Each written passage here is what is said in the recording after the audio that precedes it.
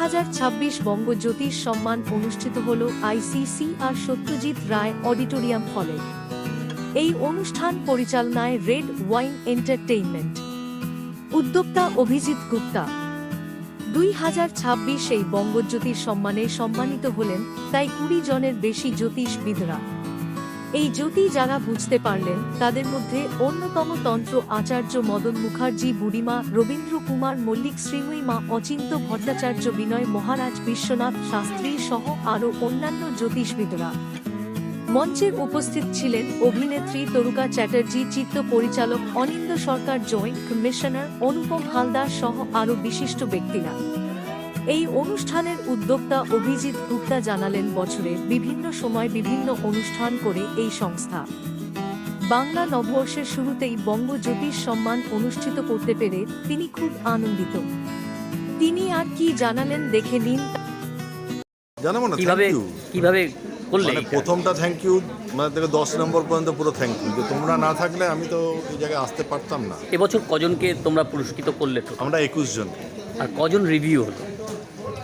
Repeat review কজন জ্যোতিষ? 7-8 জন, যারা আগের বছরও পেয়েছিলেন এবছরও পেয়েছেন। যারা নতুন জ্যোতিষশাস্ত্রে আসতে চাইছেন তাদের জন্য তোমার কি থাকবে? দেখুন, আগের অ্যাস্ট্রোলজির যে সিস্টেমস আর এখনকার অ্যাস্ট্রোলজির যে সিস্টেম, মানে দুটো অনেক চেঞ্জ হয়ে গেছে। এখন ভালো ভালো ইঞ্জিনিয়াররা পাস করার পর তারা বড় বড় চাকরি ছেড়েও তারা এই ইন্ডাস্ট্রিতে আসছে। তার মানে নিশ্চয়ই এখানে কিছু আছে, বা এখানকার সম্বন্ধে লোকে অ্যাট্রাক্ট হচ্ছে। আজকেও এখানে অনেকে পেয়েছেন, যারা অ্যাডভোকেট তিনিও পেয়েছেন, যিনি ইঞ্জিনিয়ার হয়ে আছেন উনিও পেয়েছেন। তো এরা আজকের ডেটের অ্যাস্ট্রোলজিটা একটু অন্য দিকে যাচ্ছে। আমরা না সব থেকে যেটা করতে পেরেছি সেটা হচ্ছে পুরনো এবং নতুন, এদের একটা আমরা বেশ কী বলবো মিলন ক্ষেত্র করতে পেরেছি। মানে আমরা যেরকম সিনিয়র বিশ্বনাথ শাস্ত্রী, গুরুজি বিনয় মহারাজ, ঠিক আছে, রথীন্দ্র মল্লিক, এরকম সব লোকজনকেও আনতে পেরেছি। ঠিক সেরকম আবার কিন্তু ইয়ং এজের যারা একদম ইয়ং এসছে, বিভিন্ন প্রফেশন থেকে তারা অ্যাস্ট্রোলজিতে এসছে, তাদেরকেও কিন্তু আজকে আমরা আনতে পেরেছি। এটা আমাদের কাছে প্লাস পয়েন্ট। মা বগলার জয়ন্তী, মা বগলার এই জয়ন্তীতে আমি একটা কথাই বলবো, রেড ওয়াইন এন্টারটেনমেন্ট যখন এই ধরনের অনুষ্ঠান করলো তার নানান প্রতিকূলতা এসেছিল। অভিজিৎকে আমি নিজে বললাম যে আপনি চিন্তা করবেন না, আমি আপনার পাশে আছি, আপনার অনুষ্ঠান হবে, হচ্ছে। আজ তার প্রমাণ আপনি পাচ্ছেন যে তার অনুষ্ঠান সুন্দরভাবে হচ্ছে। খুবই খুবই খুবই গর্বিত এই অনুষ্ঠানে আসতে পারে, নিজেকে খুব গর্ব বলে মনে করছি। আমি থাকি ডায়মন্ড হারবার, অনেক কষ্ট করেই এসেছি আমি। আর আদার সবাই পার্সোনাল গাড়ি নিয়ে এসছে, আমার তো পার্সোনাল গাড়ি নেই, কেন আমি ওই বিজনেস করি না অ্যাস্ট্রোলজি নিয়ে, যার জন্য আমার গাড়ি নেই। সবাই গাড়ি ফাড়ি নিয়ে এসছে, আমি বাই ট্রেনে এসেছি, বাই বাসে এসেছি, ধর্মতলা থেকে এখানে এ পর্যন্ত আমি হেঁটে এসেছি। আর রেড ওয়াইনের সেই সম্মান তাদের প্রতি বছরই পেতে পারবে এবং রেড ওয়াইনকে আরো বড় জায়গায় নিয়ে যেতে পারবে। আর এখানে রেড ওয়াইন যেটা করছে ভীষণ ভালো লাগছে। প্রথম বছর থেকে আমি আছি, আমি চাইবো রেড ওয়াইনের উত্তর বৃদ্ধি, বিদগ্ধ জ্যোতিষ প্লাস বিভিন্ন স্তরের মানুষ এখানে আছে, তাই না? তো সবার সঙ্গে একটা আলাপ আলোচনা হয়, এই সন্ধ্যাকালীন অধিবেশনটা সুন্দর কাটে এবং ভালো লাগে। আর পুরস্কার বলুন, অ্যাওয়ার্ড বলুন, এগুলো একটা সম্মান, এগুলো একটা স্বীকৃতি, এগুলো আমাদের মতো অ্যাস্ট্রোলজারদের বা যে কোনো স্তরের মানুষদের আগামী দিনের কাজকে সুনির্দিষ্টভাবে করে নেওয়ার জন্য এটাকে বলা হয়। জ্যোতিষ সম্মান আমরা করতে চলেছি, এটা সেকেন্ড সিজন। ফার্স্ট সিজন খুবই সাকসেসফুল হয়েছে, তো সেকেন্ড সিজন আমরা করছি। সমস্ত জ্যোতিষ মহলে এটা খুবই ভালোভাবে সাড়া ফেলেছে, সবাই স্পন্টেনিয়াসলি এগিয়ে আসছে। এটা তো তোমরা জানোই যে জ্যোতিষ এখন একটা মানে এটা একটা সায়েন্স হিসেবে ধরা হয়, তো অনেকের জীবনেই এর প্রভাব আছে। তো তাদেরকে আমরা সম্মান জানানোর জন্য এটা স্টার্ট করেছি। তো আপনারা পাশে থাকবেন আগামী দিনে যাতে এই প্রোগ্রাম।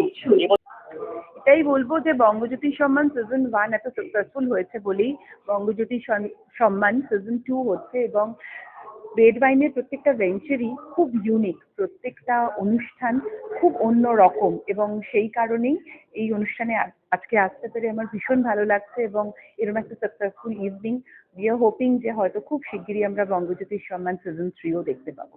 থ্যাংক দেখো, জানানো বলতে অভিজিৎ এবং ওর টিম প্রত্যেক বছর বিভিন্ন সেক্টরে ওটিটি থেকে শুরু করে অভিনেতা অভিনেত্রী এবং বিভিন্ন শিল্পে কলার বিভিন্ন সেক্টরে তাদেরকে পুরস্কৃত করে এবং বিভিন্ন সম্মান প্রদান করে। কিন্তু জ্যোতিষের এই যে সেক্টরটা এখানে গত বছর থেকে শুরু করেছে, এই সেক্টরটা না একটা বিরাট বাজার আছে। ভারতবর্ষের অন্ততপক্ষে 26,000 কোটি টাকার বাজার হলো জ্যোতিষ সেক্টরটা।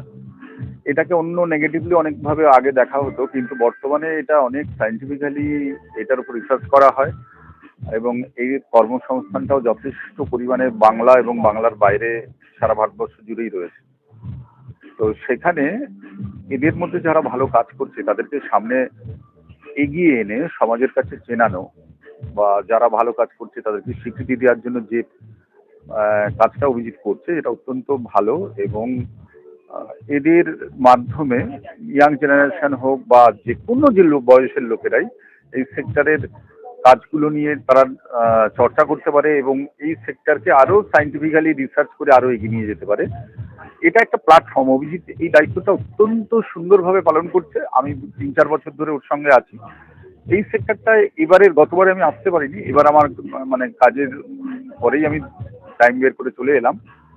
আমি বলবো যে প্রত্যেকটা সেক্টরের মানুষের যারা খুব ভালো কাজ করছে তাদেরকে যদি উৎসাহ দিয়ে সামনে আনা যায়, তো সেইখান থেকে সমাজের প্রত্যেকটা শ্রেণীর লোক, প্রত্যেকটা সেক্টরের লোক, ইয়াং গ্রুপ এবং যে কোনো বয়সের লোকেরাই তার থেকে একটা অনুপ্রেরণা পান, যে অনুপ্রেরণা আমাদের সমাজকে আরো সমৃদ্ধ এবং গঠনমূলক হতে সাহায্য করে।